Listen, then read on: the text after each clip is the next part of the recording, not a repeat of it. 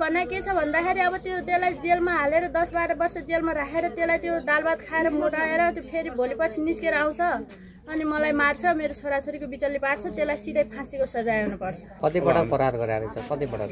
कति 7-5 ठाउँमा पुरै भयो, भङ्गे पुरै टाउको फुराले छु उसको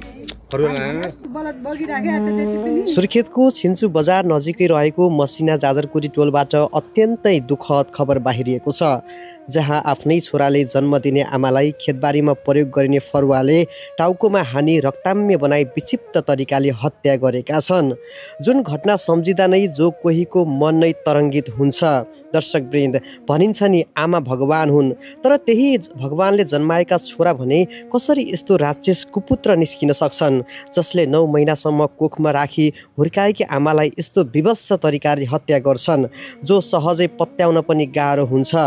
बुढेसकालमा एउटी आमाको आश, जुन आशाले नै आमालाई बनायो लास। सुर्खेत जिल्लाको भेरीगङ्गा नगरपालिका वडा नम्बर 12 को छिन्चु बजार नजिक रहेको मसिना जाजरकोटी टोलमा 35 वर्षीय कविराम बस्नेतले 52 वर्षीय आफ्नै जन्मदिने आमालाई घर नजिकै रहेको खेतबारीमा फरुवाले टाउकोमा हानी रक्ताम्य बनाई हत्या गरेका हुन्।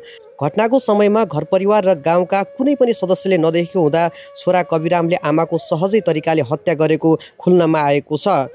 आमाको हत्या गरे पश्चात फरार भएका हत्यारा छोरा कविरामलाई प्रहरीले छिन्चु बजारमा घुमिरहेको अवस्थामा नियन्त्रणमा लिएको थियो। यति बेला मृतक आमाको शव पोस्टमार्टमका लागि अस्पताल लगिएको छ भने हत्यारा छोरा कविरामलाई प्रहरीले नियन्त्रणमा लिए थप अनुसन्धान अगाडि बढाइरहेको छ। आफ्नै आमाको ज्यान समेत प्यारो नलाग्ने यस्ता क्रूर हत्यारा अपराधी छोरालाई कडाइका साथ कारबाही होस् र यस्ता कुपुत्रको जन्म कुनै पनि आमाको कोखबाट नहोस्। मृतक आमाप्रति हार्दिक श्रद्धाञ्जली।